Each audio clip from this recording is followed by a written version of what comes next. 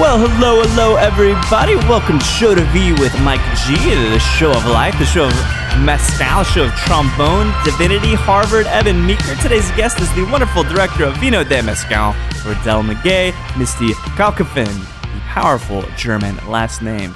We talk about so many different things, so many different spectrums of philosophy, the facets of life, whether it be divinity, music, parents, career, all of these kinds of things. Talk about the amazing story of how Misty hooked up with Ron Cooper at Del Maguey and has had a life-changing experience via Mezcal ever since. But the main point, and one of the reasons it's very important to release this interview now and have this discussion now, and I'm going to let Misty talk more about the details of Gnome 199, but there have been many different attempts to either reduce, transform, or in some sense kind of limit the ability for makers of agave spirits in Mexico to do so and to call it things that we completely understand, such as raicilla, tequila, mezcal. So I won't get into the details of the bill. There are lots of things to learn about from this conversation, and it was very, very eye-opening for me. This is the thing above anything else that I want everybody listening to take note of. I had one question for Misty. And it wasn't, what was the bill about? What's Gnome 199 about? It was slightly about that. But the main thing is that you see so many damn Kickstarters and so many different petitions online. Let's get rid of Donald Trump. Let's make Ted Cruz a woman. All these kinds of things that have hundreds of thousands of signatures and kind of somehow have this perceived notion that they are credible, that in some sense this petition can come to fruition and come true. So in a way, the internet has kind of ruined this concept of petitions because at the end of the day, there is no result from all of this interaction, all these people signing their names. Now, this is the thing. The Tequila Interchange Project is absolutely at the table with these discussions, and they are absolutely influential in making sure the state of Mezcal and other agave spirits are preserved. So, if you could do one thing for me, after listening to this great interview with Misty, that is sign the petition that the Tequila Interchange Project has on the site. I will post the link on Facebook. I'll post the link on Twitter and everywhere else. I was skeptical at first that our signatures, our online imprints would really have that much of a difference. But you know what? Mezcal and us in this industry as consumers, producers, bartenders, we have influence, because at the end of the day, all this is about is money. So let your voice and your passion for Mezcal be heard. Sign this petition because it will make a difference. I've heard people complain about others grandstanding on this issue, lots of things that are ambiguous, hard to understand, but at the end of the day, let's get together and sign this fucking petition. Misty made it very easy for me to understand, and I will be doing so again and again. So without further ado, everybody, this is a great conversation to happen now, and this is a great conversation with Misty from Del Maguey. I hope you enjoy it.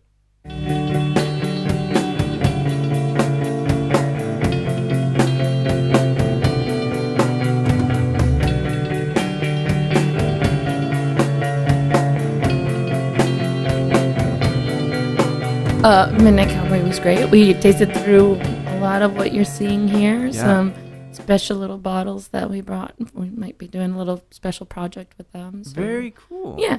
I mean, no finer group of agave enthusiasts. You talk about Bill. You talk about Justin came from Justin Elliott, Michael Phillips. The whole crew really supportive of agave in general.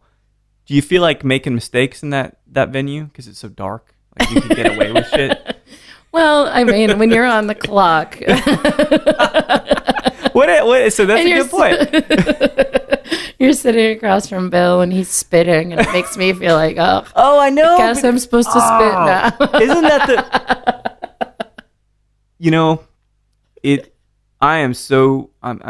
it's lovely that Bill has persevered, and I'm so happy that he's gotten back to health, and he looks great. I mean, he's lost a lot of weight, and we talked. He was in here a while ago, and I can't wait to share that with everybody. But like, it was a really, really touching conversation. How close he came to death, and like, I can't personally know how that feels. And in a sense, though, Bill, and if he hears this, like, I don't ever. Of course, this is a Louis C.K. thing. Of course, I don't want Bill to ever succumb to those kinds of health conditions again. Of course. But maybe if Bill started drinking Mezcal, he'd be a superhero. Right? Like, this is the kind of stuff I think. It's horrible. It's terrible. Like, you know? But it is. Like, so what do you do? Like, what do you do at like, you're sitting at a table with Bill and he's spitting out Mezcal? Well, what does the world come to? I don't taste everything that I'm tasting somebody on with. I pick and choose, right? So that's good. You know, when you have a lineup like you have on your floor here with 9 or 10 bottles, I look at, okay, at this account, which 1 or 2 am I going to taste? Yeah. And then I don't feel so bad about not spitting. Fair. That's good. It's the balance, right? Yeah, exactly. Is it hard to pick the SKU that resonates the most with you? Yes. Is there one? Now, you don't even have to answer this, but is there one that keeps calling you back that no matter what you would always taste, no matter what you count? So I go through stages, you know. So you're like a John guy, a George guy, a Paul guy. So you know, it's like one month I'll totally just constantly be reaching for chichicapa, and then all of a sudden because I'm out someplace that doesn't have chichicapa, I'll try something else, and then it'll remind me of how delicious it is, and then I'll get onto that for a while. Yeah. But the one that, you know, I have a hard time separating just like how much I appreciate the flavors of every single one from my experiences with the families. It's hard, right? So because I'm fortunate enough to be able to go to Oaxaca relatively frequently and have such a close relationship with the palenqueros, it's really hard for me to separate the juice from the family and my experiences. Like, who's your favorite kid? Well, exactly, I love all the kids. Like, am I supposed to make a decision? This is horrible. I do think that Santo Domingo Alvarado's will always have a very special place for me because it was the first Del Maguey village that I went to on my first trip to Oaxaca in 2009.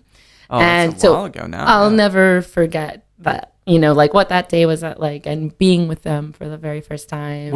How do they feel about now having what is essentially like a conduit into the U.S. market, someone that fights for them? I mean, sometimes I wonder just even... I have taken it on myself because I want them to really understand like what an effect they've had in the spirits community, not just in the United States, but globally, right? Yeah. Because sometimes I don't think they necessarily understand or fathom. That's the best part, right? Like that humility. They don't know how. But I think you know who you are. Like, you know? But I think they should. I really want them to understand how far their art has gone. You know, I really think that's important. So last year when we celebrated our 20th anniversary, on the day that Ron founded the company, which is May 4th, Pi Day. March 3/14. Yeah. So the 14th was the 20th this year? The 21st. This is our 21st. So last year was the 20th. Amazing. Wow. So he founded the company on Pi Day. And so we did a Stigi around the world, essentially. Stigi 20 is what we were calling it, the 20th year Stigi. And so I got woken up. I started getting messages, you know, in the middle of the night from like Australia. Yeah, well, it's already tomorrow for them. Of course, they want to celebrate. I just asked people to take pictures and post on it on social media and everything. And so that when I was going back, I was able to say, look, this is them toasting in Japan.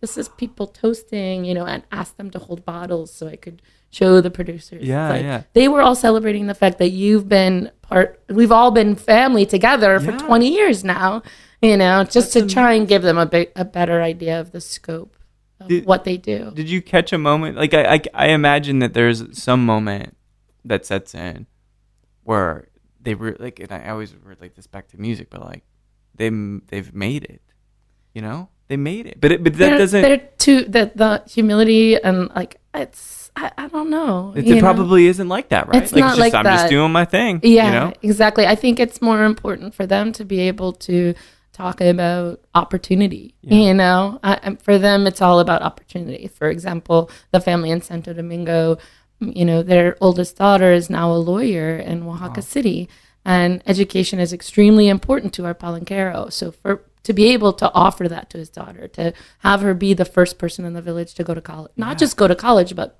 to become a lawyer, that's amazing. Is something that he's extremely proud of. And when I was there in February, his granddaughter, Rosa, she wasn't there. I was like, where's Rosa? So strange. She's always there. And he's like, oh, she's going down to school in Oaxaca a few days a week now. Amazing. And she's a teenager. Yeah. So for him, education has been something that he's always valued in his life and really wanted for his children and grandchildren. Mm-hmm. And it's an opportunity now that's been made available because his product is selling. And that's really cool. And so I think it's not about we've made it. It's like our family is we're able to do the things we've wanted to do. Yeah, I mean, it's one of those things like that. It's between a rock and a hard place when you have a business, right? Because do you side with profit over people, which many people do, especially when we talk about just booze in general. Mm-hmm. It's really about this cash grab, retired ex-musicians. Or musicians whose careers are waning, which happens. But to think about, and I've never met Ron. Would love to meet Ron, and I've heard like his. God, I sound like a hippie saying this, but like his spirit has like infiltrated other people and other places. He has almost literally blessed places that I've been to, and they just speak so highly of him. And so to think that in a way, you guys. Of course, you have to operate being part of Sazerac and everything, right? But you're there really for the people. Yeah. I mean, that's what it feels like.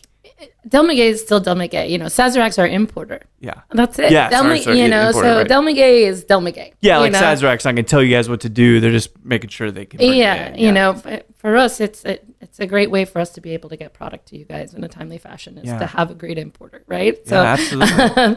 But Del Maguey is still the vision of Ron, still run exactly the way he started it, and that was being an artist. He recognized this is art, and spending his life thinking that his art was being underappreciated and undervalued. That was not what he wanted to do to the artists that he was going to start working with in the world of Mezcal. And so that's something that we're very proud of, that we're always paying our mezcaleros what they believe their art to be worth, and higher than what the going rate is, because Ron didn't want to do that to other artists, and I love that because that provides opportunity, and that's great. And I was just talking to Nate from Avoir, also a wonderful guy, and we talked about this, and that was like a fucking metaphysical conversation. It was very, very crazy. He's so smart. It was really wonderful. But the thing that I keep realizing about most of these conversations, about most of the impetus for the stories, is it's art. An artist does something. They transition. Their art basically changes forms, whether it's music or art, or it's for a girl. So it is absolutely the social network. It's always the fucking social network, right? Like it's some kind of split, or a guy or whatever. But I think that as far as artists rolling into the spirits world, and especially speaking about Ron, I try to get this point across whenever I'm doing an event, and that is that we love the liquid, obviously. We love. Oh, we wouldn't be here if the liquid wasn't good. Yeah, but behind that liquid is a family, is a person, and if you lose sight of that, that's when you become a company that is making a product based on a spreadsheet. Yeah, absolutely. And or a whiteboard, right? Yeah, and that's the last thing we want to be. We're always about the people. We talk about the Del Maguey family so much that people probably are like, we get it. You guys are a family, like but Brady Bunch over there. It's very true, and I think that's really cool, and I'm really proud to be a part of it. Oh, that's brilliant. Yeah. I mean, it is at a molecular state. It's about the people. Yeah. Right? And that's the thing. And it's really no surprise that Del Maguey has been so successful. One, because of the vision and kind of the tone and the culture of the organization, bringing on people like yourself, bringing on Evan, right? Like, you guys have this like communal, compassionate nature. It's fucking great. I love it, and it's contagious to me. Well, I think that, one of the things that we always say is we're growing as an organization is that it has to be the right people, you know, like we can teach people about Mezcal, you know, we can take them to Oaxaca and teach them about Mezcal, but if they don't understand being a good human and what the ethos of the company is, right? Oh, it's so true. That's something that a lot of people in the business world are not in tune with, you know? It's like, you can put up some number sales guy. It's like when we hired Evan, right? We were not looking for somebody in this geographic region. We were looking for somebody more in like New York, Chicago, and we were getting a lot of great applicants, but for different reasons it wasn't working out. And then I came down to work with him here in Austin, and we just started talking about other opportunities, and I was like, you know, we weren't thinking about hiring somebody in Texas. He's blushing in the corner for everybody that gets it. You know, we weren't thinking about hiring somebody in Texas, but he would be perfect, you know. He had come to Oaxaca with me. I saw how he interacted with the families. I saw his appreciation for not just the juice, but the culture and the people who produce it. Yeah. And that's the most important part to us, because once you recognize that, that's the passion that we want to be transmitted, you know? And so. Well, it's a brilliant culture. I mean, I'm catching just glimpses of it here, but it's so lovely. It's so classy. It's wonderful. And I feel like even just ancillarily, which I'm making that word up, that I can be. It's a word. You know, I think it is. I can't spell it probably, but I read it's a word somewhere probably. Are you on Words with Friends? Those 2-letter words. Well, so let's kind of take it back a little bit. And, you know, a lot of people I talk to are like these Texans, but I had this recent privilege. I'd call it a privilege of talking to people from the Midwest in the past couple months. So I talked to J.R. Maguey, who is from Wisconsin. We get to talk about making a murderer, and I held him accountable for a whole show. Poor JR, right? Like he immediately became the spokesman for the show. Not the show, but making a murderer. And then Nick Kosovich and Ira Koplovitz from Bitter Cube, which Midwestern dudes. Yep. And I saw this so there's a couple similarities. One, because we're talking about Wisconsin, but two, Ira studied world religions, which I didn't realize. He's got this Zen-ness about him, and I read that about you as well, that you studied that. But we'll get to that. How was it? Green Bay is an amazingly is it fair to call it like a blue collar place? Like everybody's really cool, drinking beer, working hard. Yeah, there's a lot of that. Yeah. Yeah. I'm not. But there's brandy that little old fashions, you know. Ooh. Hey. But actually, to step back, you were saying you actually grew up even outside of Green Bay. You were in Missouri, right? Well, I was born in Mexico, Missouri, and then moved back to Wisconsin. My father is from Wisconsin.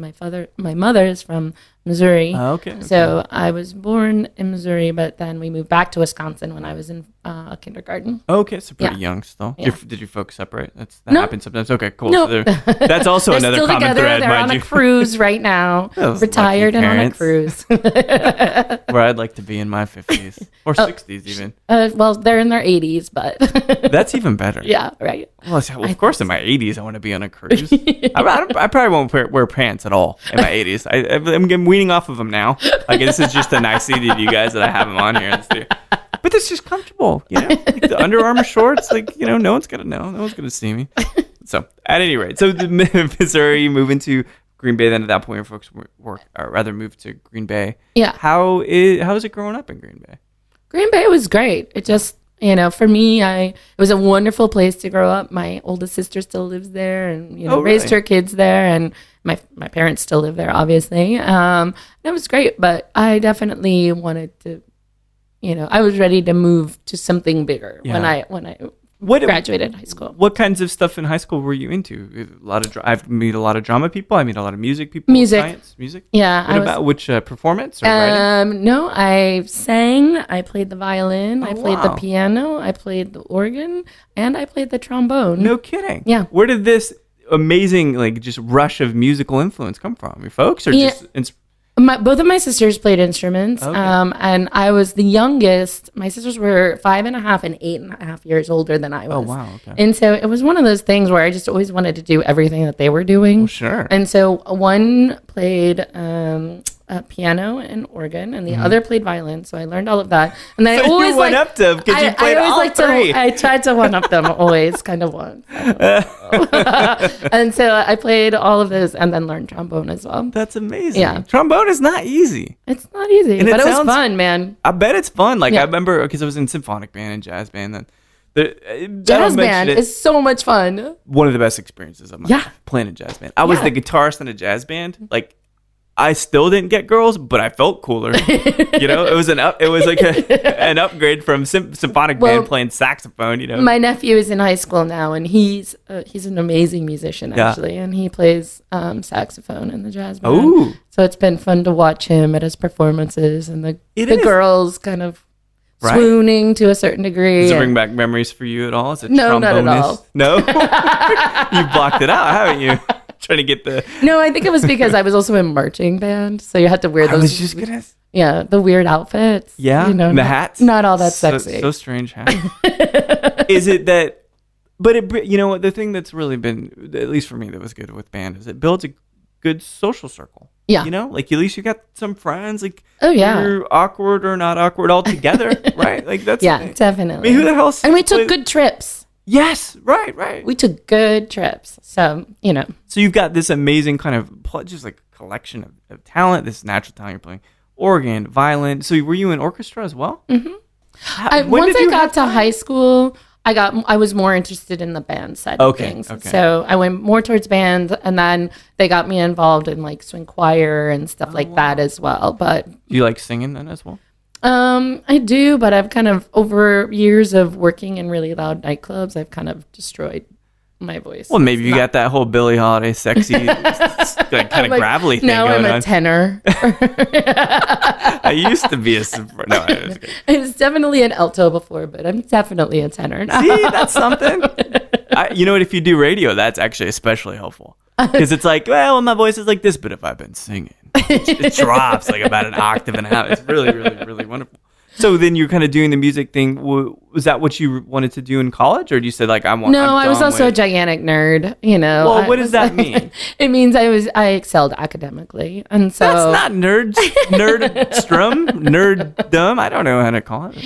Actually, what about all those kids that are nerds that fucking suck at school? There's a lot of kids like that. There totally is. They're in band though, right? That's some of them. That's true. Some of them.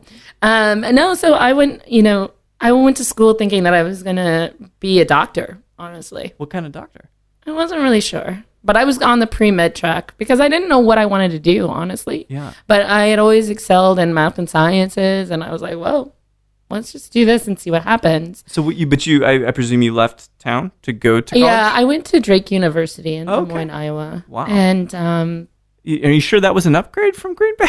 Being in Iowa? It was a little. I mean, it was something else. Okay, that's good. That's fair. That's totally fair. No offense, Iowa, but I've been to Iowa. And spent a week in Iowa one day. It was definitely bigger than Green Bay. Yeah. Okay. And I, nice liberal arts college, and I got a nice package as far as my financial aid was concerned. Very and so good. Nice scholastic scholarship or grants or whatever. Exactly. Well, yeah, why not do it then? Yeah, exactly. So, and then I started on advice of somebody close to the family. Mm-hmm. They suggested if I wanted to go to med school, I would want to minor in something that was more in the humanities and be a much more rounded candidate as I was applying to graduate schools and med programs. Oh, that's a great point. And so I started taking my minor in religion, and I started really enjoying those classes more than... Was it something that you grew up with? Was it I had a really interesting experience when I was in my confirmation class. I don't know what that is. Tell me what that is. My confirmation class? Yeah, what is that? It's so I was raised in the United Church of Christ. Okay. And so it's essentially once you get to the age where you can think about what you want as far as your spiritual life, you're reaffirming the vows that your parents took for you in your baptism, but taking them on as your own as an adult. They've got to vary quite a bit if you're in your 20s, let's say. So I mean, your parents are baptizing you into the family, but you need to affirm as an adult that that's something that, you're a child. You didn't necessarily have a choice there, right? That's right. Yeah. So your confirmation... I don't want to play trombone, Mom. Exactly. The confirmation is you confirming those vows essentially for yourself. Interesting. And so I had a really, UCC is a very liberal denomination. And so there was one day that it was our minister of education. We called her Jan Babes. Jan Babes? Yeah, Jan Davis. Yay! Oh, Jan. Okay. But we called her Jan Babes. She was like amazingly attractive or something? She was just, she rolled with everything, and we definitely put her through the ringer, and she drove the Jan van. So the Jan van. But we were having a whole discussion one day. She introduced the topic of symbolism, right? So what if the Garden of Eden didn't happen, but the story of the Garden of Eden is supposed to tell us something about how we're supposed to live our lives? Sure. Sounds pretty good to me. Exactly. Not literal and for interpretations, me, everybody. That was whoa, wow. This might actually be something I'm interested in again, because I thought the whole idea of the Garden of Eden was crazy, where is that place in Africa? Where, does it still grow garden? Is there still a garden there? They have an apple tree still? Yeah, what's the deal? Apples don't grow in Africa. What the hell? So for me, it was like, bing, oh, okay, cool. Now I can read this as literature or, read it from historical perspective or, from... as a book, and take lessons from it like you would from any other book. How many novels have we read that have a lesson that are part of the theme? Well, and then almost every single one. Universal. So you're not. We pigeonhole people when we basically have these real rigid beliefs morally, right? Yeah. This religious could be political. It doesn't matter, right? But we still we put people in the corner and we paint them in boxes, and that's not good. But if you can open it up and say we all feel disappointment. We all feel love. Then it becomes something that you can talk to people about. And then when it becomes more about the lessons, all of a sudden you start looking at all of the world religions and you're like, wow, every world religion has their birth story. That's right. And there's all of these commonalities between them, and look at the narratives and play them side by side. You realize how much we have in common with these people that we feel are so different from us. And it opens up a very different world. Strange? It's meant to distance everybody, but at the crux of it, it's something that brings us all closer. Exactly. The similarities are once you start learning more and opening up, yourself to do a little bit and educate yourself a little bit, you realize how many parallels there are between all of the world religions. Absolutely. There's an amazing book called by Houston Smith called The Religions of Man. And I buy every time I see it at a used bookstore, I buy it for my friends. And Is that why I haven't been able to find it? But and so that was kind of a moment for me where I was like, you know what, I want to learn more. And so when I was trying to figure out my minor, I was like, I'm going to take religion classes. And then, I started enjoying my religion classes more, getting back my papers with A+ on them, spending more time on my minor classes than the classes in my major. And all of a sudden I was like, I didn't really like the idea of memorization of regurgitation. And that was very much what was taking place in all of my science classes. When you're in organic chemistry, you're memorizing everything. And then you're spitting it back out onto a piece of paper, and I was just bored to tears, and so I just flip-flopped my major and my minor. Was there a moment I always like to think that people's lives are novels, right? And we talked about this, you wake up and you have to look at your key holder to know what city you're in. I mean, that's that. Talk about symbolism. That is poetic. That's like some Mick Jagger shit, right? Like Keith Richards has to do that. Like that's the kind of but it's because he's wasted all the time. Or delusional. He's like, he's all this stuff. But was there a moment where was there a test or was there some kind of text you were reading where like, this should not be the primary focus of my life. I really think it's more interesting. Or was it just kind of cumulative? I got to the beginning of my junior year, and as I was signing up for classes, I was practically, I could feel my lungs practically collapsing. I was like, it just felt like the wrong thing for me to be doing.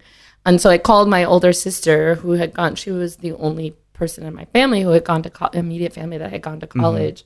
And I was like, this is what's happening in my life right now. I really don't think I'm making a good decision.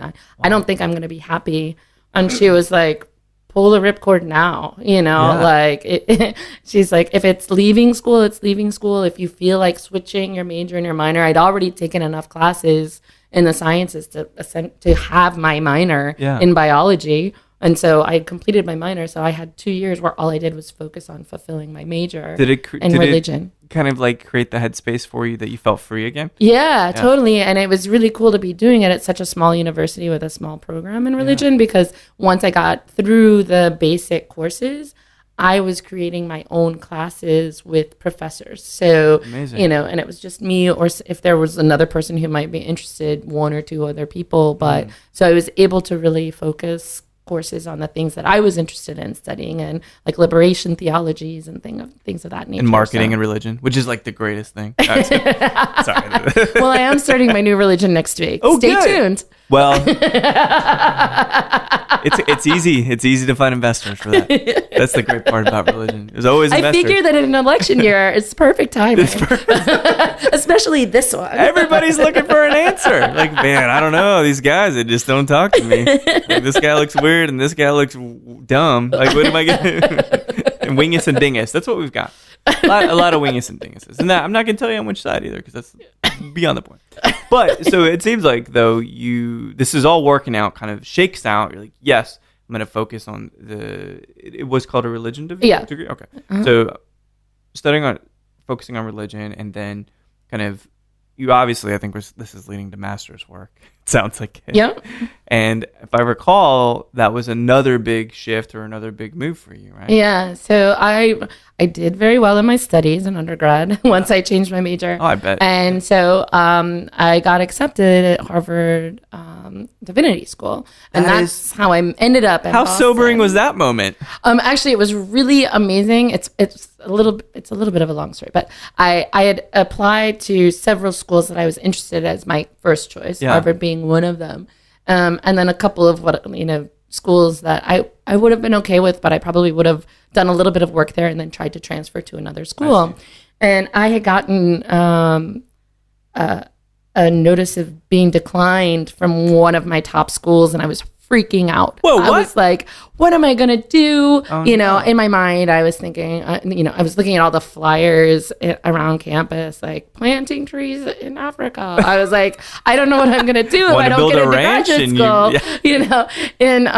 And so it was right before spring break, and my father had driven down from Green Bay to pick me up to take me back home to see my mom. Mm-hmm. And he got to my apartment. He had driven through the night, and he was sleeping in my apartment while I went to take a midterm. Okay. And then so I get back to my apartment, and I open up my mail, and I pull out this gigantic envelope from Harvard Divinity School. Whoa. And I had left my keys for him, so I had to ring the doorbell, and he had to let me in. So he was opening the door as I was opening up this envelope, which of course was my acceptance to Harvard Divinity School. So my father actually got to be there to see me jumping up and down like a crazy woman, screaming, amazing. I got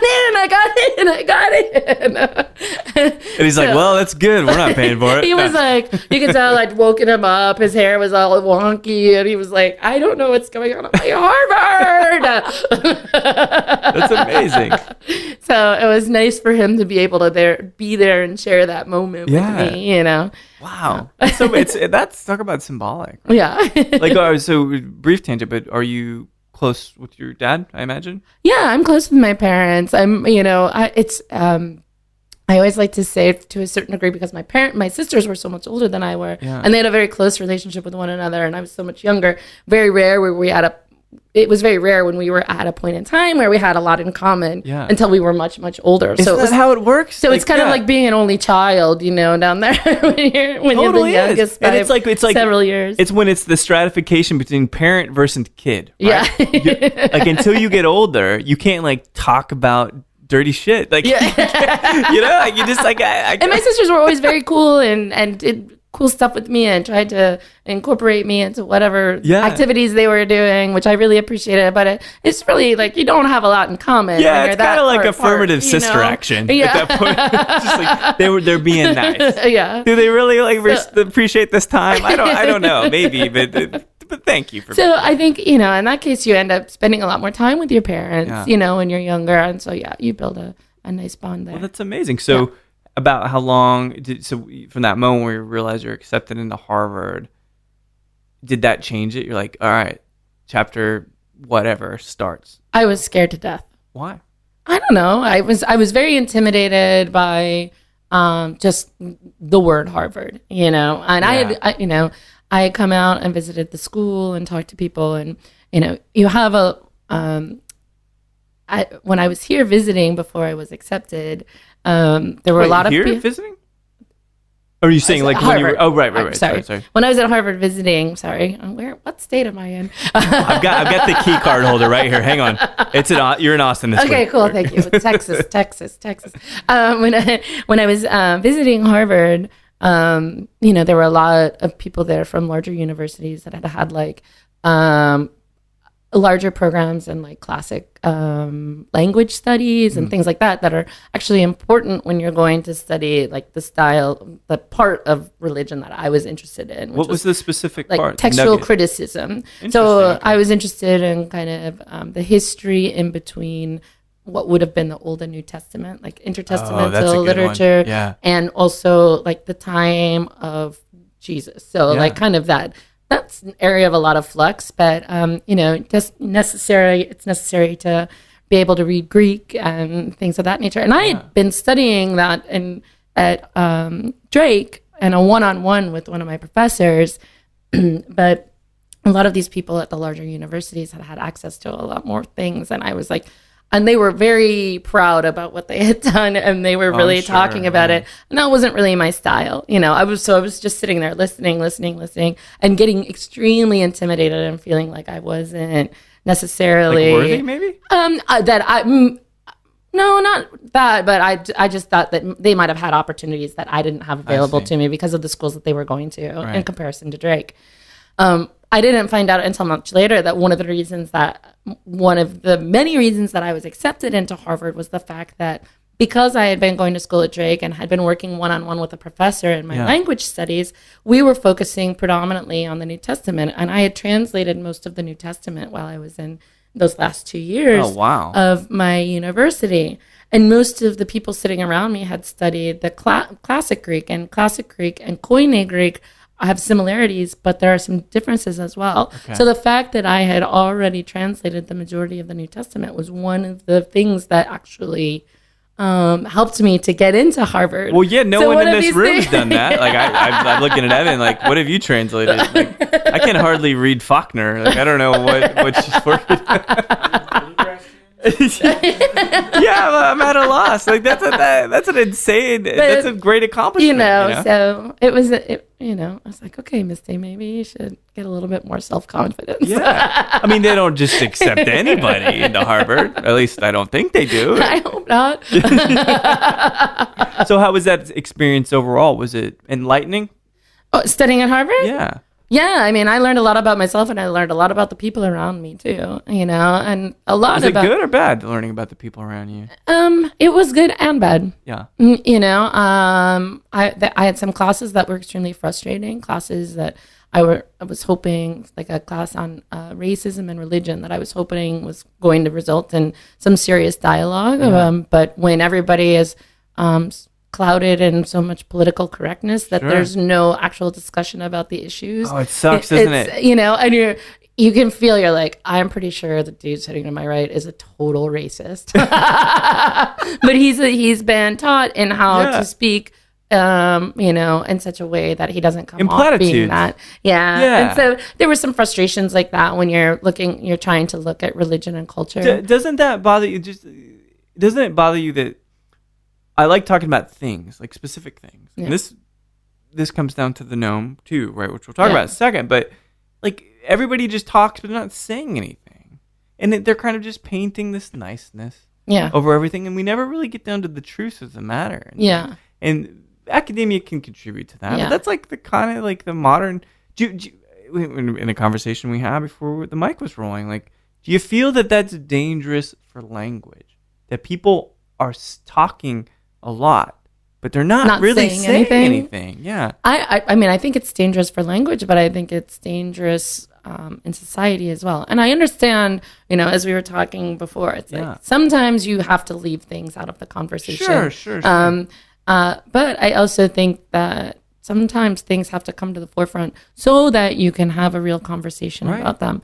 But it has to be done with proper discourse. It's not necessarily about screaming and yelling at each other and thinking we both, I have the right idea. No, I have the right idea. It's like, I feel this way, but I would really like to understand why you feel that way. That's empathy. Right? And I feel like we've lost that. Absolutely. Unfortunately, it's like my way or the highway. That's right. And if you don't agree with me, I'm just going to scream at you. I'd much rather spend my time understanding a little bit more about the other side because I'm going to learn something. Even if I don't... Well, how else do you attack them? You have to learn their inside Even if moves, I don't end up agreeing with them, it will be important for me to understand where they're coming from because I'm going to learn something about them, That's the thing, like, in this all ties back. Like, learning about Mezcal, learning about the villages, learning about the people behind the business. This is all very, very important, and you can't just point fingers. These people, these concepts, these topics, these people, they have lives. They've got minutia. There's things that are situational that you need to discuss. It isn't just a yes or no. Yeah. This isn't just a you suck, I'm right. Like, that's not how this thing works, but I feel like it gets very dangerous in that sense, especially in the world. It's always black and white, and there's not gray for a lot of people. And the truth is, life is gray. Life is completely the gray area. It's safe to be black and white, right? Yeah. That's a safe paradigm. Yeah. But that's not why the world is here. Yeah. It is supposed to be gray. So how long did you spend in your master's program then at Harvard? I did a 2-year program over 3 years. Okay. Because I was working like a little bee, bartending, waiting tables and everything like that. Did you ever suspect that this other thing that you were doing would gain a lot of traction in your life as well? Well, I got about halfway through my program and I was burnt out and, I really was starting to freak out a little bit. And a friend of mine turned to me and he was like, just get the degree. You're so close. Just finish it. So just do this thing. Like you can figure out what you're doing afterwards. And so I took his advice and I just got the degree. I finished and I graduated. But when I got done, I felt, I didn't feel any desire to go on to a PhD program right away. I was broke. I was burnt out, About how old were you when you finished? Let's see. I would have been about 25 probably. Yeah, perfect time too. Like face all this. It's like, I'm tired of this. Yeah. Like, let me take a break for a little bit. And so I started bartending, and then I realized very quickly I started bartending at the B-Side Lounge in Cambridge, which was like a great bar. And I realized very quickly that I loved my job. And I was just like, why would I quit this job that I absolutely love to go back and start a program that I'm not so sure about? Sure. And so I just stayed bartending. That's it's incredible because it seems like you put so much effort into this divinity, because at Harvard it's called divinity, right? And then religion at the Drake. Well, yeah. But it's same thing. I mean, it's just a synonym ultimately, right? Yeah. But to think that like you come to a standstill, it's almost like a fork in the road. This kind of physiological dilemma. Well, yeah, but I mean, I think there were certain things to me that in the spirits world that like connected to, and once I met Ron, that was very much the case. But like even before, I had the pleasure to go with the folks from Chartreuse to France, wow. And that was extremely cool to be in Grenoble and then to go out to the monastery and learn more about their lives and everything. And that was very cool, kind of spiritual experience for me, I mean, it is spiritual for sure. Yeah. I can see some common threads here. Yeah. Talk about Ron, talk about Chartreuse. But it wasn't really until I met Ron that kind of everything came, my interest in religion and my interest in spirits really kind of meshed. And that was the first night that I met him. He was in Massachusetts and he was trying to build distribution there. And he went to our mutual friend, Leo DeGroff, and said, who should I go see in Boston? Who's going to understand Mezcal? Yeah. And Leo's like, go see Misty at Green Street. And so he rolled in on a Friday night to the bar I was managing, sat down at one of the high top tables, which we took care of as well. And I walked out to the table, and he ordered 2 tequila drinks of my choosing for he and his friend. Yeah. And I was like, okay. And I was pretty happy because agave had not gone through any renaissance at that point in time. This was like 2008. Oh, yeah. Not yet. Not even close. I was like one of the only people. Did you have any idea who he was? Nope. I had no idea. Just a dude with a ponytail. Yep. With a bun. Yep.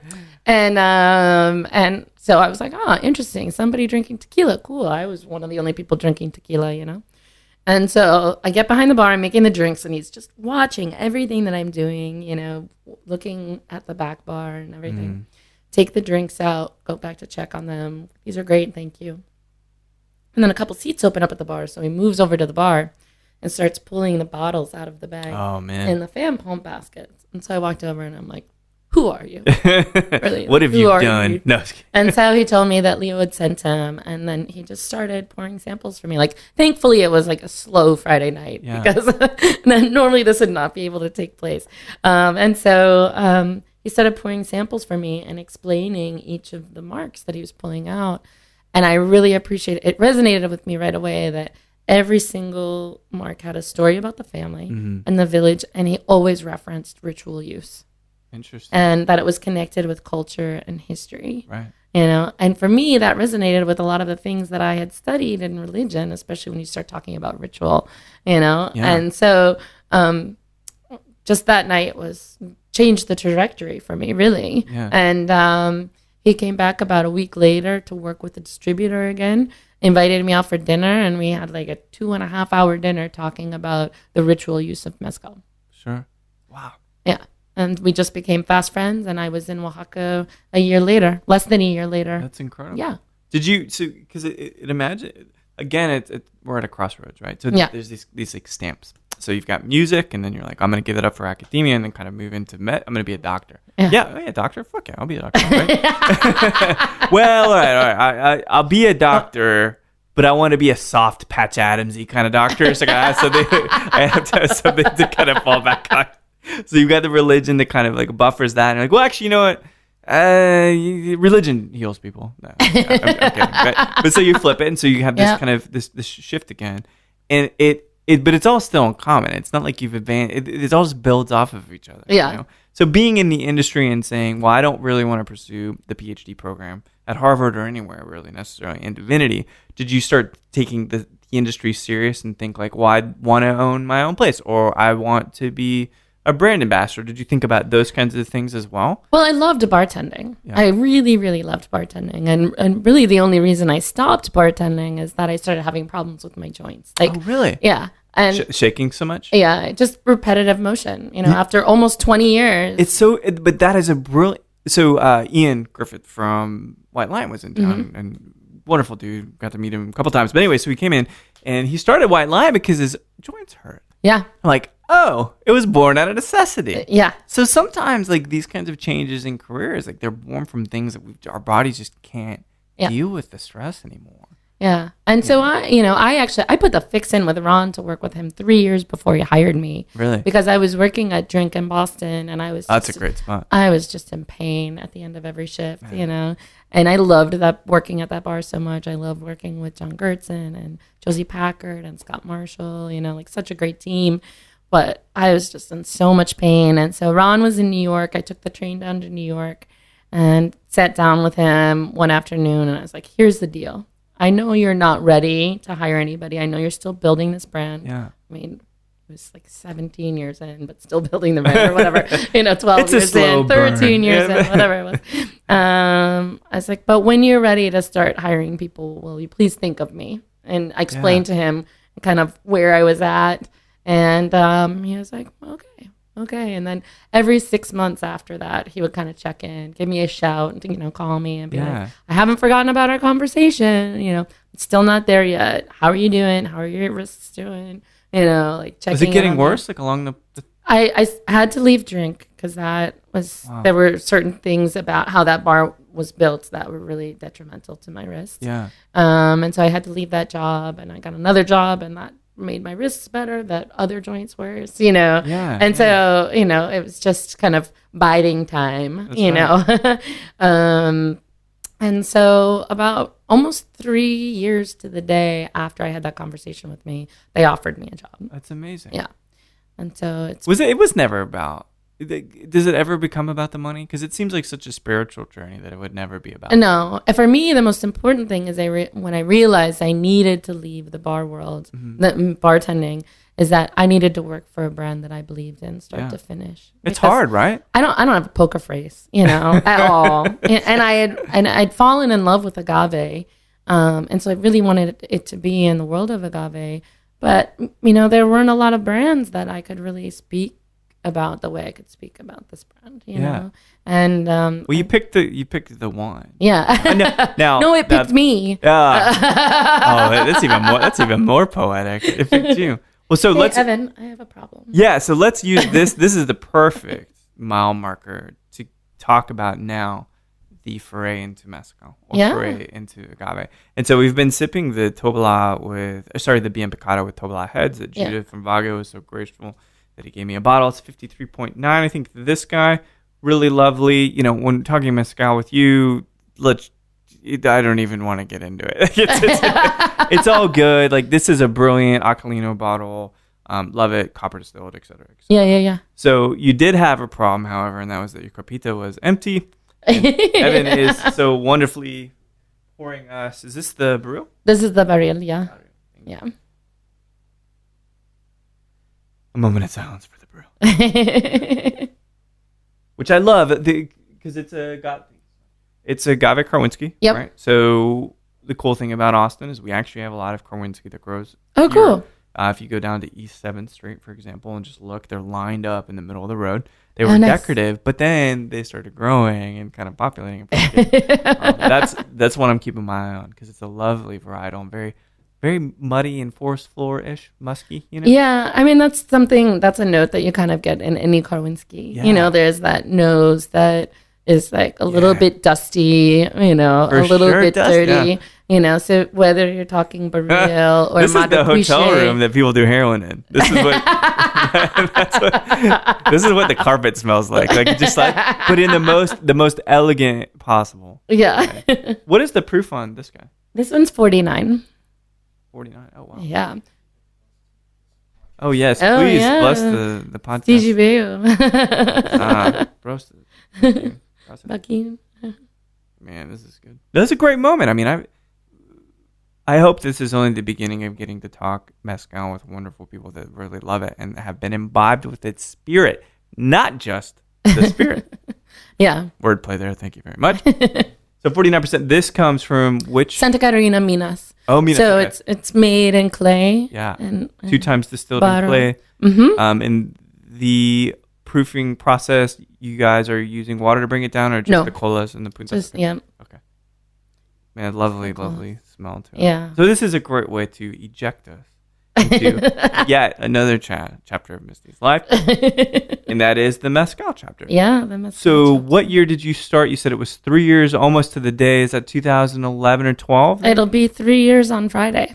So 2013? Yeah, 2013. April 1st, 2013 was my start date. I'm just kidding. Of course I'm kidding. So how has this journey been for you? Amazing. The Mezcal part is easy. The switching over from the bartender to the supplier side, a little bit more challenging. Because bartending is a job that you see immediate returns, right? I put a drink in front of you and you either like it or you don't. And if you don't like it, I have the opportunity to fix it right away. All right. And make you And there's happy some money right then. No net 30. There's no net 30 in bartending, right? But growing a category or growing a market is a much slower process. And it took me a little bit to realize I was having a lot of anxiety when I started the job. Really? Yeah, because I didn't feel like I was accomplishing anything. Because it takes a little bit before you start to see the needle move. I see. Or something like that. And so, but Ron probably knows that, right? Well, Ron is great. My boss, Michael Gardner, is amazing, and he spent many, many years working in the spirits industry, and he's been a great teacher to me as I've moved over to the supplier side. And we talk almost every day, and he was like, "How are you doing?" And I'm like, "I'm really anxious." He's like, "What are you anxious about?" I'm like, "I haven't figured it out yet," And it took me a little bit, and then once I figured it out, he was like, "Well, that was very astute of you to be able to figure it out," and we were able to have a much longer conversation about what I should be expecting as far as timelines. He's like, "You're not going to see anything right away. He's like, that's very true. You know, you've changed. Slow burn. You know, it's a slow burn. He's like, but once you start to see it, it's going to feel so good. The needle moving. Like, yeah. So, and it's cool. Had you been to Mexico before this whole thing? Well, I went with Ron the first time in 2009, the year after I met him. And I was going pretty much every year, once a year, and had also been to Jalisco a few times as well. See, it's a little bit of background. Yeah, exactly. I mean, by the time I was hired by the company, I had met every producer, including those in the Mixteca Alta. Oh, that's amazing. Yeah. So what's your official title then with Maguey? Which day is it? No, I know. It was actually kind of a trick question, right? Well, does it fit on the card or no? Well, I started out as the East Coast Wes. The Wes is the judge and is responsible for keeping your copita full. I see. At any fiesta. Easy job, like description. That's good. That's very. I could do that. As of right now, I could do this. Yeah. It's changed a little bit, and now I'm the director of our Vino de Mezcal program. Oh, okay. So because we have amazing people like Evan working with me, who are working kind of regionally, I'm able to focus up on this more limited release program. Yeah. And I travel throughout the country, highlighting that and working with our key accounts. What are a few of the kind of more limited? Because we come to Vita, staple product, great price point, good proof, very, very mixable, right? Yep. And it's probably maybe part of the intent of the product, which makes perfect sense. What are some of the things that are more limited offerings? Well, the barril that you're drinking right now. Ooh, it's limited? We only brought about 66 packs into the U.S. That was it? Yeah. All right, hang on. I got to savor this a little bit more. No, it's lovely because I get a lot of there's that slight cola funk that you get when you do that run. And I can just taste just enough of it to know it's there. Yeah. To know it's real. This is real. It's real. But no, that's good. So the barril was there is a Madre Quiche? We have the Madre Quiche. It's right there. Quiche, is that one also limited? Yep. We're going to be getting some more back into the States shortly, but we started out with one pallet and that was it, Wow. It's amazing. You mentioned the San Pedro Ceviche. Yeah. We only brought 14 cases of that to the United States. So this is the new one. There's only 14 or the the old one. We only brought it in once. That was it. 14 cases. That was it. Wow. We spread it among 4 accounts. Maybe it was 19 cases among 4 accounts. That's not a lot. Yeah. These are 6 packs? Yeah, 6 packs. Yeah, it's even less. Yeah. And then things, the Arroqueño and Tepestate, they come in and out based upon the availability of ripe agave. So when you're talking about agaves that are taking 20 to 35 years to reach maturity, we want to make sure that we're using ripe agave. So I would rather say we don't have it rather than us have something that's coming. Substandard, right? Yeah, exactly. So that so one bit of note and something I'm going to thank you for. So Mezcal has become an amazing thing, and I think this will lead into a different part of the conversation, but there's something attractive, there's something romantic about Mezcal, and that it is unbridled. It is just, to paraphrase Francisco Terrazas, the agave. So you think about bourbon. We love bourbon. Got a lot of bourbon downstairs. Yep. A single kernel contributing its life to the bottle, it'll grow back. But the agave dying for the bottle to make it really poetic, that makes the spirit so much more powerful and so much more romantic. And I never thought about it like that. The Tepestate, you think about that one, it grows over 20 years to just up to 35. Up to 30, right, like my age, like it's me. Yeah. Just kill me, right? And then you can drink my blood. It'd be weird, but still you could. But but that's like, this plant lives and thrives and experiences more than probably any of us have seen in terms of climate change and things, and is so perceptive to it. Yeah. And it's in the bottle. I think about the fact that, so we have Tepestate sitting right here. Yeah. Those plants that created that mezcal were planted before this company existed. Wow. Yeah. And we've been around for 21 years. It's amazing. But that Tepestate is, or Tepextate? Tepestate. It is the single, it's my favorite one ever. Because it both balances the earth oven funk, but then there's rubber band, there's wonderful citrus, like amazing flavors that I never experienced before.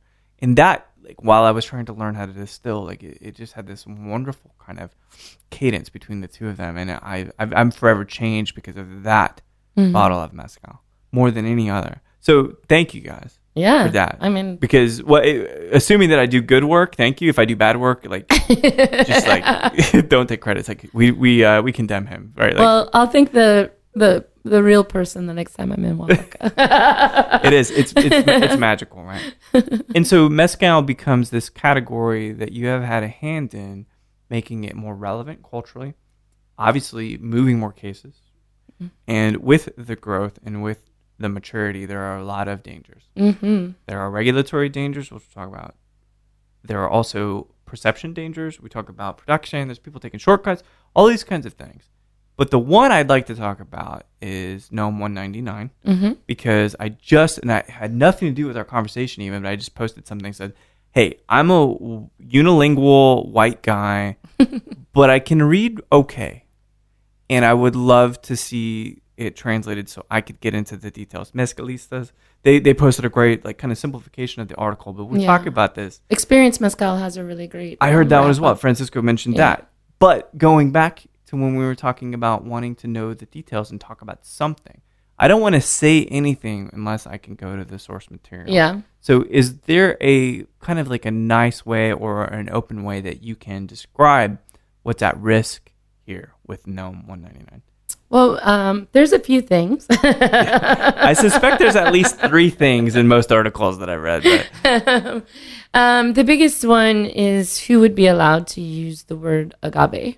Right. And this is something that has been tried to be passed before. Oh, it has? Gnome 186 several years ago. So just getting reformed into... So Gnome 186 was trying to essentially brand the word agave for people that were only within the denominations of origin of Bacanora, tequila, and mezcal. Uh-huh. And through the work of the Tequila Interchange Project and people like Pedro Jimenez and Clayton, we were able to spread the word and draw attention to it, and that was defeated. But immediately when it was defeated, David Suro was like, we have to keep watching because it's not over. They're going to try and do this again. It's going to come up again somewhere. So let's frame that, because that's very important. Is the thing is, so we'll talk about the details of it, but the thing is, so it's a bill.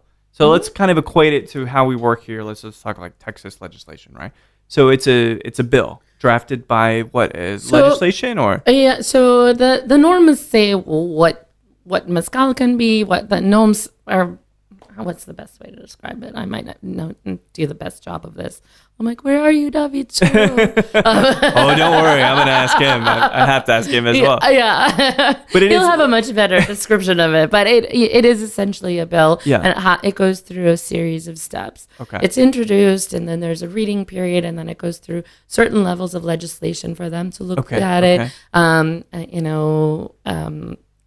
Depending upon what the bill is, it might go through the people that are in charge of taxes or whatever. Different committees, I guess, is what we call them. They're like other regulatory agencies of the government. Yeah. And then there's another open period where we can respond to it. And so that's kind of what's happening right now. Yeah. There's about 30 more days where we can actually put in signatures to them and say, we have this number of people who are against this, and they represent these organizations. They represent bartenders in the U.S. and throughout the world, and they represent, producers and all of that kind of stuff. The real impact of external people like you and I supporting this from abroad, basically? Well, especially when you're talking about agave distillates, we're the largest export market for tequila and mezcal. So it's money. It's asking, right. So they do take that into consideration then. Yes, they have to. Okay. And, in my opinion, I think, and I think a lot of people in Mexico would agree with me, the growth of a category like mezcal in Mexico has followed because of the growth of the category in the U.S. first. That's right. Oh, yeah. And so... we're closest. And it's a sad thing that nobody was paying attention to this cultural treasure, that it was being frowned upon in most circles. And it wasn't until consumers in the U.S. really started taking an interest in it that people in Mexico started taking an interest in it. Because I think that's good though. Yeah, it's great. I wish they had realized what they had. I was in Mexico City, how old am I? 5 years ago. Wait, I'm doing some math here. Hang on. Yeah, I had to. I knew exactly why I'd been in Mexico City. But, then talking to people about mezcal, they were, very much looking down their noses at it. And everybody was drinking, some people were drinking tequila, but a lot of people drinking brandy and rum, brandy's huge. Brandy, rum, Buchanan's, Scotch, Okay. And it's changed so much just in the last 5 years, There's great mezcalerias all over Mexico City. And it's like to think of that huge change in such a short amount of time, and all because of the influence of what we've been consuming in the U.S. Sure, you would think they'd want to be hands off, because it's like, all right, we're going to let the market stabilize because growth hasn't even reached its potential yet. Is that 5 years? Maybe. Is it 10 years? Fine. We don't care, but we just want to be hands off. Because it is profitable for the government, as it is here, because of course they're collecting taxes, I presume. Right? Yeah, but the way they're writing these laws, if they're able to pass them, there's opportunities for them to make a lot more money. I see. Especially with the larger conglomerates. So then that frames 199 perfectly, and I know this comillo, that is a specific term. Yeah. So that's the most frightening thing to me is that they want to limit the use of the word agave, once again, only to people that are within the denomination of origin. May I ask why? They say that they're doing it to protect the consumers, because they think that, they know that, and I believe this to be true as well, but this isn't the way to solve the problem, is that there's a lot of products that out there that are claiming to be either a certain percentage of agave or an agave distillate, and they're counterfeit, if you will. Absolutely, but that's not predominantly in mezcal. From it's my experience, it's the overall they're looking, because mezcal is what, like 5 to 10% of the overall. Yeah, they're just looking at distillates in general in Mexico. Yeah. And so this whole bill was created as a way, to kind of classify every distilled spirit in Mexico and how they saw it to be, including those that are imported, that are exported and imported. Oh, I see. So what is Scotch whiskey? What, so it is all very of this thing, there's a list. TTB. And, Clayton said it great on his roundup on experiencemezcal.com. He was like, this is like a C-level student who's crammed overnight. Some of their descriptions are so terrible about, like Scotch whiskey producers weren't allowed to participate in how, the whiskey category is defined, Really? So it's terrible, and that was a great... I'll send them a PDF. They can just copy the TV's classifications. Everybody wins. There's parity, like all of it. And so if you're not within those denominations of origin for tequila or mezcal or bacanora, you would have to use the word comil, and you would not be able to use agave. Now, comil is a word that it comes from the Nahuatl language, and it means alcoholic beverage, but it has no cultural significance throughout Mexico in any sort of way. The word? No one. So it's this esoteric word for a desk. Exactly. Yeah. And so if you, my friend Pedro Jimenez made this amazing video that's online right now, where he works with some of the producers that would be affected by this law, who would no longer be able to use the word agave. And he asked them, what is comil? And they're like, I don't know. Is that guy? Is that doctor? Or they got that show, right? Like, they have no idea what comil is. It's totally arbitrary. Yeah, it's arbitrary, and it has no cultural or historical significance for the people that would be affected most. And so all of a sudden, if you're in this marketplace where you can't use the word that everybody knows you to be, you are at a significant disadvantage, obviously. So that's a huge deal. And I think about it because... we're fortunate enough to be part of the DO, so it wouldn't affect any of our producers. Yeah. But it could affect our future producers. Sure. You think about, in the largest sense of what mezcal is, an agave distillate, it's made in 26 of the 31 states of Mexico. Yeah. Think about how many people would be affected by this bill, considering there's only 9 states where you can make mezcal. There's, Jalisco and municipalities and 4 other states where you can make tequila, but some of that overlaps with mezcal, so we're not even talking about 14 states at that point in time, and then you have bacanora so ultimately, so you'd have people in 30 some states who all of a sudden can't use the word agave, and that's the word that they've been using forever. Yeah, it shackles them for sure, from a branding perspective and from a product perspective. Yeah. So this was the thing that I was unclear about, but it's starting to paint a very, very clear picture. Because whomever raised the bill, right, known as Gnome 199. They did it because they said, man, there are a lot of people that are maybe not using agave distillate in this product, but they say they are. And right now, the way our labeling works, it's not protecting the consumer to distinguish and understand that these particular products aren't exactly what they say to be. So so in a sense, it had a good intent, or am I looking at it way too bright-eyed, bushy-tailed? It's hard to say. I mean, if you consider the number of people that were involved. So you had the Tequila Regulatory Council involved. You had the Tequila Chamber of Commerce, the CNIT, involved. You had the Consejo of Mezcal involved. Hippocrates was a part of it.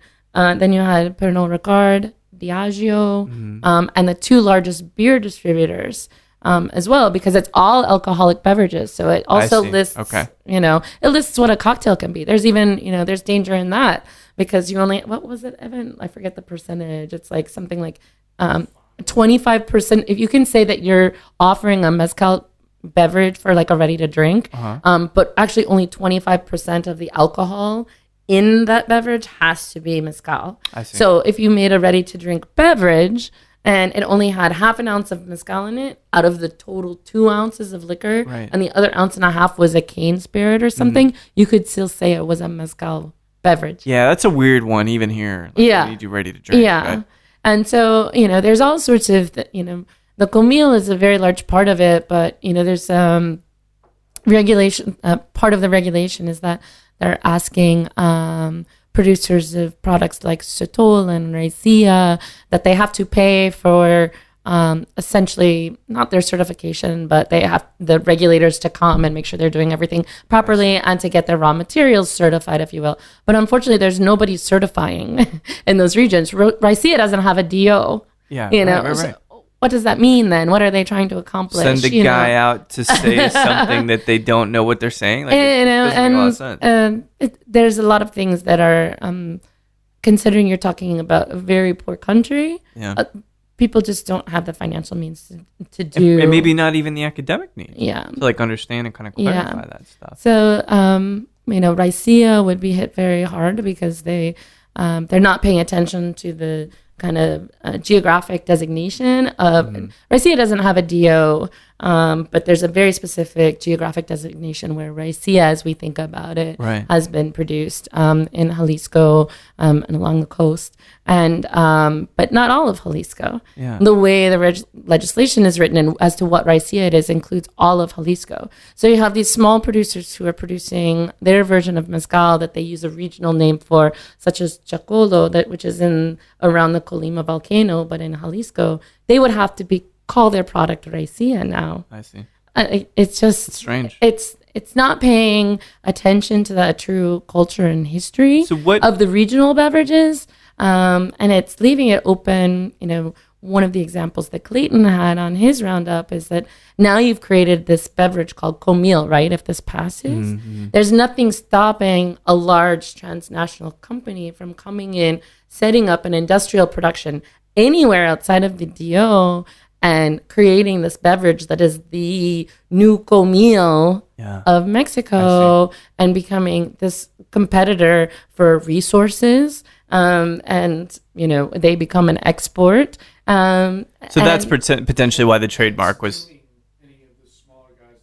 Yeah, absolutely. Yeah.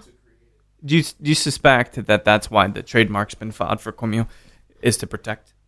I don't know the intent there, and I haven't been able to talk to the guys. Hard, it's hard to say. It's hard to say. I can't imagine they would sandbag you guys. Like, they're part of the they've got good. Haka's got great product. Yep. They have a very ethical model with their producer, and I can't suspect. It just doesn't make a lot of sense that they would try to undermine what everyone else is doing rather than protect it. But I don't know. Yeah, I have no idea. We all talk. We're all talking about it. Like, this is like. I feel like it's Game of Thrones recap, right? Like, there's a specific audience and there's a specific like subject matter, and we're talking about this stuff. But like, so let's distill it down into its simplest terms. What, as a white guy in Texas, or a white guy, and I'm just going to put it that way because there's a lot of us. There's a lot of white guys. What do we do outside of Mexico to help and truly have influence and help kind of prevent things? Rather prolong a better discussion while just taking the stuff off the table for now that really do threaten Mezcal? What can we do? Well, in the immediate, we need everybody to sign the petitions that are out there because we really only have 30 days left to respond to the NOM 199. Yeah. And so there's a petition on the Tequila Interchange Project website. There's a petition on change.org that Pedro Jimenez set up. And it's really important that we get signatures there because honestly, they will pay attention to that. So that is the thing that immediate resonates. To do right now. If you do add a signature, it does matter. It does because matter. we get real accustomed to these kind of signatures, like, well, deport Obama, right? Like, what the fuck, man? And so you get 100 of your stupid ass friends to sign this thing, and so now it has traction. Is it legitimate? I don't know, but in a way, they're kind of embarrassing the whole concept of really adding like kind of motion to these causes, So it does matter. It does matter. They do pay attention. What is the threshold that they need to either table the bill? Is there there's not a number. Okay. There's not a number, but the people that will be reviewing this will pay attention when NOM 186 was stopped. We found out about it very, very late in the game, the Tequila Interchange Project. And over the course of something like 72 hours, we acquired thousands of signatures from around the world, as far away as Singapore. We just immediately got on our social networks and we're like, we need your help right now.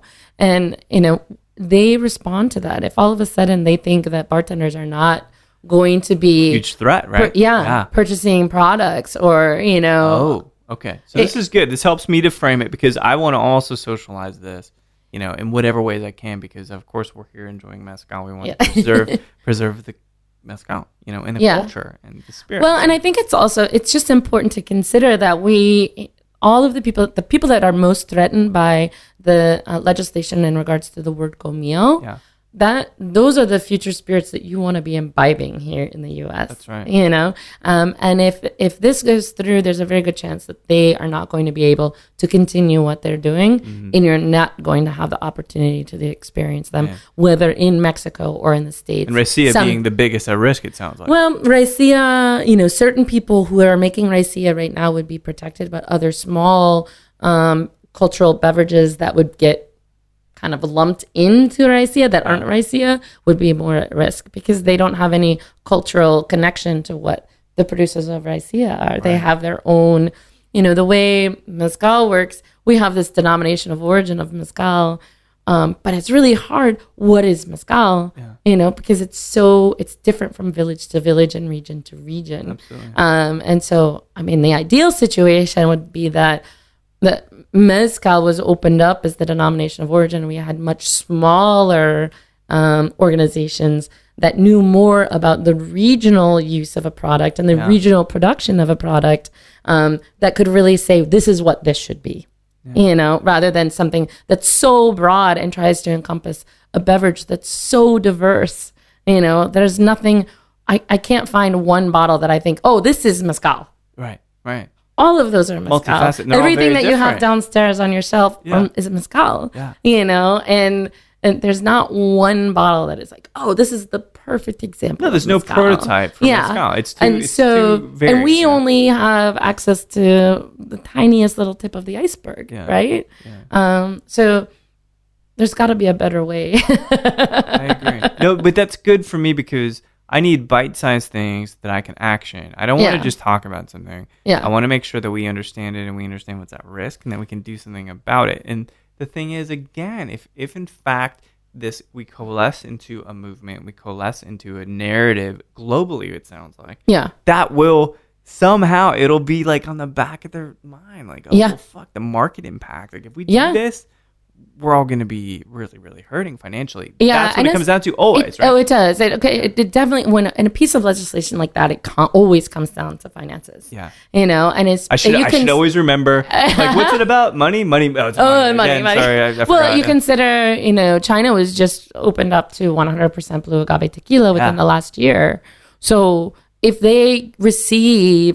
all of a sudden the CRT is a part of this and they see that how many signatures of bartenders in China have signed this piece of legislation. Oh, it's huge emerging market for them. They have to think about it. It's like, wow, are we really pissing these people off? Yeah. And what is the impact of that, or what could be the impact of that? Right. You know, and they'll pay attention. I think that's good to know. Yeah. And that's the most important part of this whole conversation is I'm a bit more clear on it, but it is. Yeah. You know, I mean, I'm not even 100% clear on it. No, It's but I mean, this is piece enough of legislation to, like, at least... is like so many pages long, and once you start getting into the index of like how they describe the various beverages, it's really kind of funny, actually. It's ill-fated, it seems like. But that's, again, that's, you know... That's really, I wish really it was, important. but it's...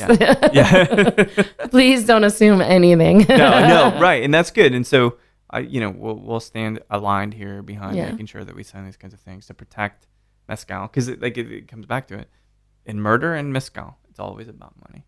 Right? Always. 100% of the time. Well, the husband, he got a life insurance policy. He didn't do it. No, he fucking did it. Like, that's how it works all the time. It's always about the money. So now I've learned my lesson. So with Mezcal's growing popularity, and this will be kind of the way we wrap this, it's a really important thing for people to experience because of how pure it is, again, as I kind of mentioned.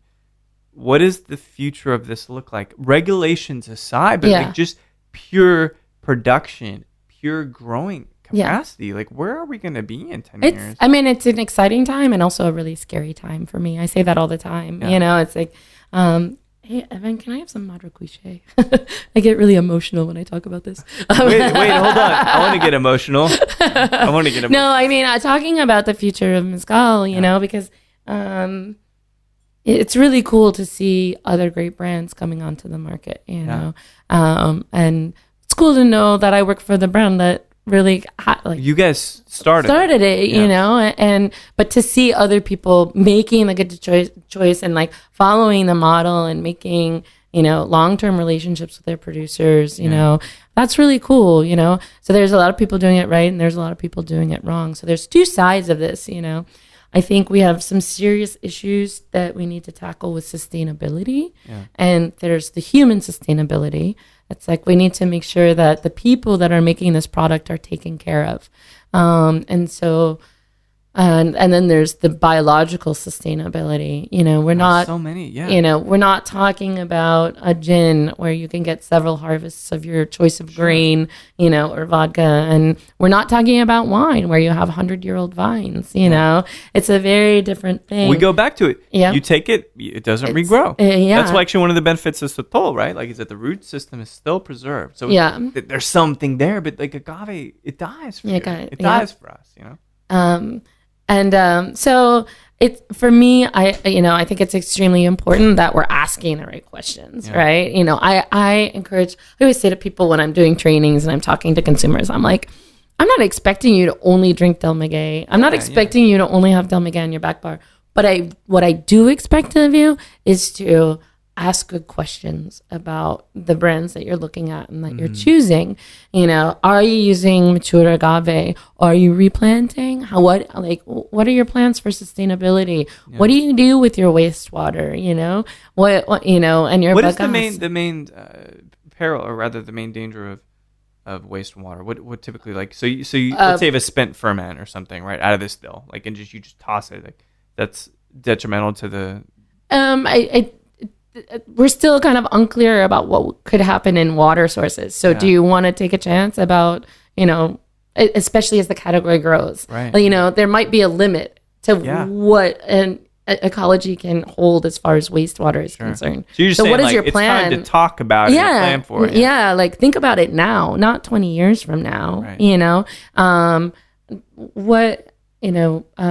plants, you've got waste, you know, all of those things you need to be asking about. Yeah. What is your relationship with your producer? You know, are you using the same producer? Are you buying from multiple producers and blending? Because maybe that means that some people you're only buying from once and they think they have a deal, right, and then you're gone. It is like it's a very, very basic form of business, because it's different. Man, it's so different in the States because you deal with these multinational conglomerates. Like, you buy Neutral Spirit, you buy booze. They've got 4 massive corporate distilleries, and like, you're gonna always be able to get product, and like, you don't never think about that stuff. But this is like introducing. There's this commodity now. There's now a market. There's now money. There's now people racing to bring this to market, So it's a growing pain more than anything. It is. And, I think, there's a couple of things. First of all, there was an article recently. There's like 6 different varieties of agave in Oaxaca that are currently endangered. Really? From overharvesting. Yeah. We have to think about that, Well, right. And it's like, and the other side of it is I think that you have some people coming into the market who want to be a part of the mezcal category, who are looking to start a brand, but they haven't necessarily done the research about what the effects are of your practices, and I think that's a scary situation. Every time I'm in Oaxaca, I meet 1 or 2 people who are like, "Oh, I'm down here because I want to start a mezcal brand," and and if you do it the right way, good for you, But when you talk about market saturation, though, that's a problem on this other end of it. Right? Yeah, exactly. Like you guys are fine because you have established the category and you've established yourself as the leader in the category. There's a few trailing just behind you, but beyond that, it is completely saturating to the consumers. They don't know how to distinguish. Yeah, exactly. So there's that problem. Man, there's that problem as well. So we're fighting a really like a 2-front war in this whole It's thing. More than 2 fronts, I feel like. 7 fronts. Let's just call it 7 fronts. I got to work on my round kick. It's a lot of goddamn fronts. Let's put it that way. I mean, the spirit itself, when you drink it, is extremely complex. Yeah.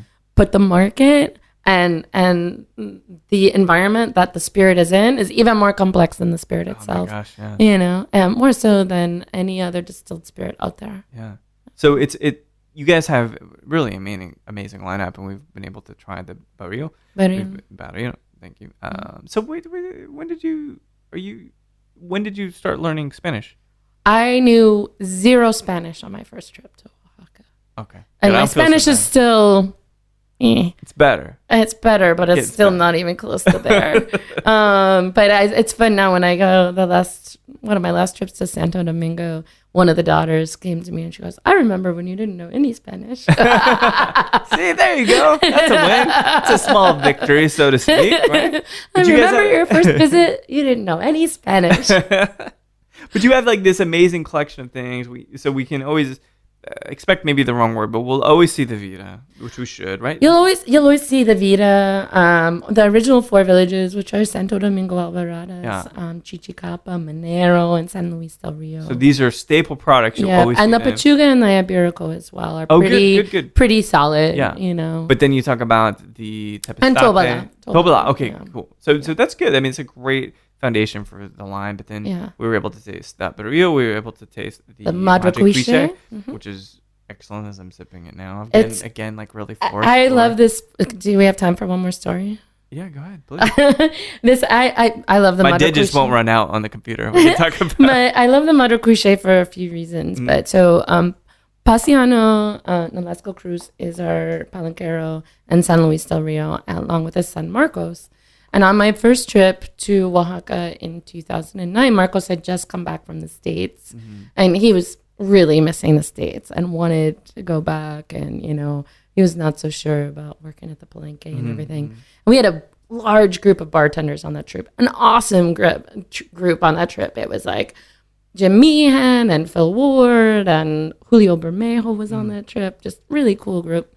And by the end of our visit to San Luis del Rio that day, Marcos was like, "I think I want to be a palenquero." Like, our excitement about the spirit encouraged him to really think seriously about being a palenquero. Yeah. And so go fast forward a couple of years, I get there on one trip, and he has a batch of espadín, and it was like the first batch that he had been in charge of from start to finish. And so I bought a couple bottles from him, and I actually have them at my house. Oh, cool. That was about 5 years ago. So I'm going to take a bottle back to him on my next trip so he can taste it and see how far he's come as a palenquero. That's amazing, yeah. So he started playing around with the wild varietals. His father, Pasiano, is an amazing farmer and, loves working with espadín. And Marcos really loves working with some of the other varietals. And so this Madre Cuiche is all because of Marcos. Oh, that's amazing. And so it holds a special place in my heart because that next generation is there. Whereas if he had stayed in the States or gone back to the States, he wouldn't have been there. And so We just built for him his own palenque right across the river from his dad. So they're still working together, but he has his own spot with 2 stills. That's so cute. Yeah. And so, I mean, he's still like hands-on on every single thing that's happening, but it's, you know, the investment in his future as well. And so I really love them. Every time I taste the Madre Cuiche, I'm like, I think of him and I think of the future. Yeah. You know, this isn't a product that's supposed to be just right now. It's it's been around for several generations in each of these families, but it should be around for several generations more. Yeah. And that's why it's important to be asking all of those questions, whether it's about Del Maguey or about other brands. Yeah. Yeah, it's amazing. You guys have managed to create such like a wonderful lineup of things. And what does the future hold? Do you guys see you getting into like Habali keeps hitting? Well, so our immediate future holds a producer from Puebla. Oh, wow. So our chemical engineer who works with us and handles all of our compliance issues and everything for, not issues, but making sure that we're compliant. His name is Arturo, and he's from Puebla. And so we're working with a producer from the village that he's from. Oh, wow. And that we'll be releasing that this summer. Amazing. And it's beautiful. So I'm really excited about that. Is it a blend, a single varietal? It's they call it papalote. Papalote, but that's but that in that region it's actually cupreata, which we would call tobala. Yeah. So I'm already confused because I have the papalome, the one that you guys. Yeah, papalome. Yeah, is cupreata, but papalote there is potatorum. I'm sorry, potatorum. Which is what we would call tobala. So it's just, when you get different regions and different dialects and all of that kind of stuff, it gets really confusing. But it's really, really beautiful. And so I'm really excited about that. Marcos has been playing around with Mexicano and Tobasiche. Our producer of Tobala has been playing around with Habali. And it's delicious. It's very difficult to work with. Yeah, it foams. Up. Yeah. It foams, yeah. And when you're fermenting as well as when you're distilling. Yeah. It's so strange. I wonder why. There's a couple things we have access, like Epsom salt, which is really fun. Yeah. You could just like toss them a little bit, you know, which is a natural thing. It's a natural thing to get rid of the foam. But it's amazing where this category is going to go and simultaneously what is at risk. Mm-hmm. So we sit here and we enjoy wonderful mezcal that has come from love and passion and really the vision of Ron as an artist trying to promote and promulgate other artists, which is really what this is about. It's about art, right? But at the same time, it's all, in a sense, threatened just a little bit every day, you know? And there are a lot of things. I'm so glad you were able to kind of expound upon it. There's so many things to be worried about. Yeah. And I'm not going to lose sleep over it, but I certainly want to be cognizant of how I can help. And it seems like there are some ways. I think it's important as a consumer to make good decisions. Yeah. You know, whether you're a bar owner and you're choosing what's on your back bar, or you're going into your neighborhood liquor store, you know, it's really important. We take so much care and thought about what we put in our bodies for food. Oh, yeah. Why don't we feel the same way about the spirits that we put in our bodies? You know, and we're so concerned about the steps and the process and how people are taken care of in our food chain. Right. And it should be exactly the same when we're talking about spirits. It should. And until people kind of elevate that narrative and think about spirits in the same way they think about great meals, we got a lot of work to do. Yeah. Well, but it's been, I mean, to have all these these Del Maguey bottles on my floor, I'm just going to, after this is done, I'm just going to roll around a little bit. It'll be the only time that I'll be able to like ensconce myself into mezcal. Like, you know, literally have bottles wobbling over me. But it's been a brilliant chat. And thank you. You know, you didn't have to do this. And I'm always so humbled when everybody that has made such a wonderful impact in this industry and yourself, Misty, specifically in terms of agave, like to come and chat, you know. I mean, it was my pleasure. It was a brilliant chat. I really thank you so much. Yeah, my pleasure. And thank Evan, you for having me. Thank you so much for being the handler that you are. My designated driver. Lovely gentlemen. Sip it, don't shoot it. Thanks, guys. Thank you. Well, there we have it. Another great chat, this time with Misty Kalkofen from Del Maguey. I think and I hope there was a lot of elucidation surrounding Gnome 199 in this conversation. At least for me, the money aspect, which I should have known all along. It's always about the money. The money is at stake, and the money is influencing yet again with this piece of legislation, if I can call it that.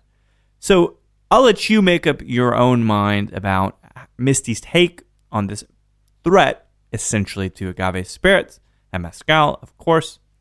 But Gnome 199 is something that has some traction and does, in fact, pose an immediate threat to the state of agave spirits. Please, again, sign the petition. It's posted by the Tequila Interchange Project. There will be no shortage of links, so there will be no excuse to not sign the petition. And I know right now is such a weird time. Politics feel really weird. It's like, are we going to have a president? Is anybody going to be able to agree on somebody? But, it's kind of nice, and there's this bit of clarity because mezcal is unifying. We're not arguing about mezcal. We're trying to save it. We're at least all on the same team here. So thanks, everybody, for listening to Show to V with Mike G. No matter which bottle of Del Maguey you are drinking or which songs you're listening to on the radio on your road trip to Dallas and then Houston, please keep dancing.